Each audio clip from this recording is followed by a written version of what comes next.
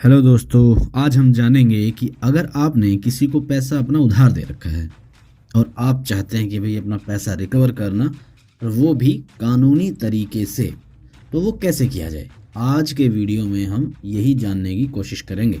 मैं उम्मीद करता हूँ आप सारे स्वस्थ होंगे और मस्त होंगे। स्वागत है आपका आपके अपने लीगल डाकिया चैनल में।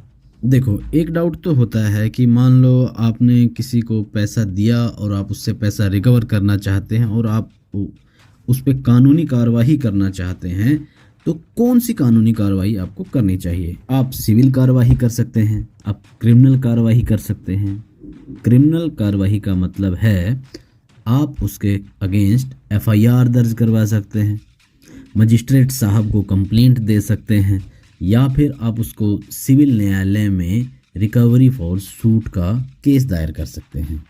देखिए, ये चीज़ डिपेंड करता है कि आपका मामला आखिर है क्या। जैसे मान लीजिए किसी ने आपसे पैसे लिए और कहा कि पैसे आप दीजिए मुझे, मैं इस पैसे को कहीं इन्वेस्ट करूंगा। उसने ऐसा ना करके, मान लेते किसी बिजनेस के लिए पैसा लिया, उसने ऐसा ना करके किसी और जगह पर उस पैसे को लगा दिया। या फिर आपसे कहा कि भाई मैं शेयर मार्केट में इन्वेस्ट करूंगा, शेयर मार्केट में देखा कि भाई ये तो यहाँ तो कुछ ऐसा है ही नहीं।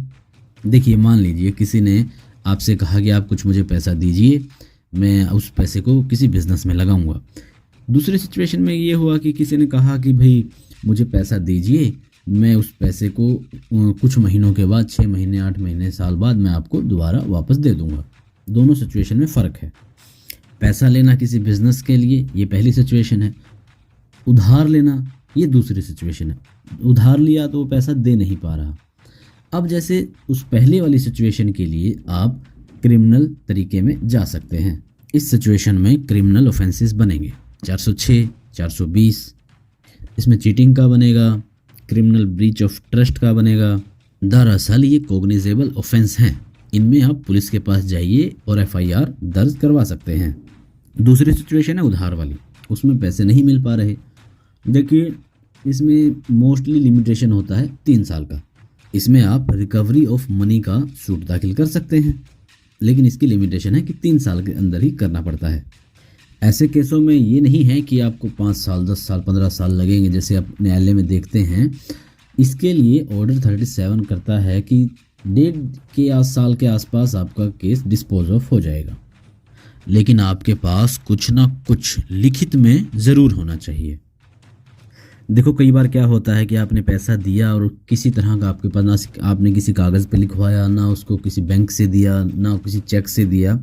ऐसी सिचुएशन में आपके पास कुछ, आप सोचते हैं यार मेरे पास कुछ ऐसा है तो है नहीं, क्या करूँगा मैं न्यायालय जाके।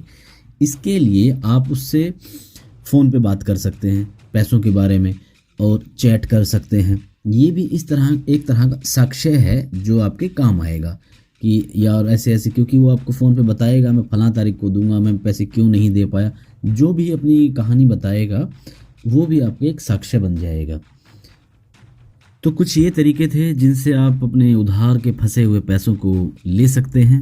मैं उम्मीद करता हूँ आपको जानकारी पसंद आई है। आप हमारे चैनल को फ्री में ग्रो करने में मदद कर सकते हैं। लाइक करके, शेयर करके, सब्सक्राइब करके आपका बहुत बहुत धन्यवाद होगा। शुक्रिया।